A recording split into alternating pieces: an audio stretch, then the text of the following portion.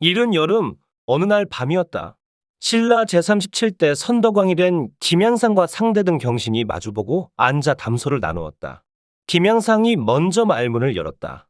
쯧쯧. 저 계집아이 같은 임금을 우리가 시해하였어. 아직 어미 품에서 벗어나지 못하는 애송이 아니겠어. 그 많은 반란이 있었는데도 여지껏 목숨을 부지한 것만도 대단한 일이오. 그렇지요. 일전에 월명사가 해공왕의 장수와 안녕을 비는 축원문을 계속적으로 외웠었지요.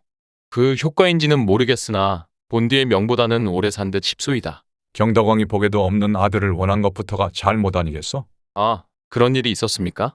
이야기는 이러하오. 어서 말해보시구려. 상대등 김경신의 눈이 반짝였다. 김양상이 꼴깍침을 넘기며 이어 말했다. 기억하시죠? 경덕왕이 아들 하지 않았소이까?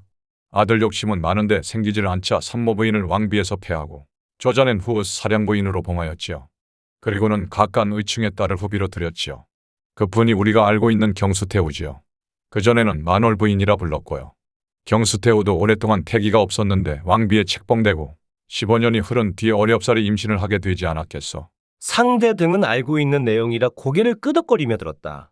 김양상이 목소리를 깔며 이야기를 이어나갔다. 어느 날이었지요.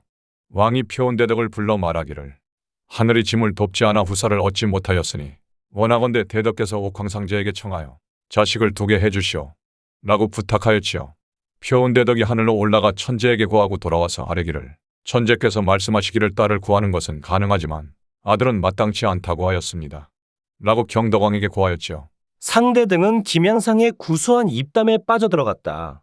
경덕왕이 못내 아쉬워 표온대덕으로 하여 다시금 딸을 바꾸어 아들로 될 수 있게 해달라고 부탁하자 천재가 될 수는 있으나 아들로 삼으면 나라가 위태롭게 된다라고 하였지요.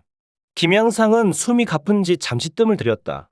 그리고 어찌 되었습니까? 상대등 경신이 이야기를 재촉하였다. 천재의 이야기를 전해 들은 경덕왕이 나라가 비록 위태롭게 되더라도 아들을 얻어서 후사로 삼으면 족하겠소 하며 다시금 부탁을 하였습니다. 이리하여 경덕왕 15년에 만호랑비가 태자를 낳으니 왕이 기뻐 어쩔 줄 몰라 하였지요. 그렇게 시간이 흘러 태자 8세에 이르러 왕이 승하하고 태자가 즉위하니 그가 바로 해공왕이지요. 당시 어렸기 때문에 태후가 조정에 나섰는데 정사가 잘 다스려지기는커녕 여기저기서 도적이 봉기하고 지혜가 곳곳에서 일어났지요. 재해를 함은 어떤 재해를 말씀하시는 겁니까? 대력 초에 강주 관서 대당의 동쪽 땅이 점차 꺼져 못이 되었지요. 이년 정미에 이르러 천구가 동로 남쪽에 떨어졌는데 머리가 동이만 하고 꼬리는 삼자 남짓되며 색은 맹렬히 타는 불과 같고 천지가 진동하였지요. 또 그런 일도 있었지요. 궁궐 뒤쪽에 변소에 줄기가 둘인 연이 나고 봉성사 한가운데서도 연이 났지요. 그 말고도 헤아릴 수 없을 정도의 병고가 있었으니 천재의 말이 그대로 맞아 들어간 거지요. 해공왕이 어릴 적부터 소꿉놀이에 술래잡기 같은 여자애들의 놀이를 하고 놀았죠. 그렇군요. 그럼 표온대덕은 어찌 되었소? 천재를 만날 수 있는 유일한 분이셨는데 경덕왕의 마지막 소원을 성사시키고는 천재가 하늘을 인간이 어지럽혀서는 안 되는데 대사가 마치 이웃 동네를 다니듯 하면서 천기를 누설시키고 있으니 지금 이후로는 왕래를 금하겠다고 하며 표온대덕의 출입을 막으셨다고 하죠.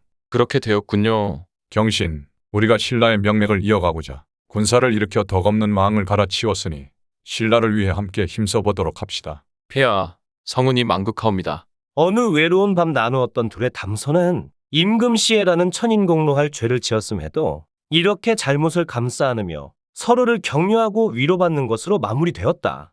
구독해 주셔서 감사합니다.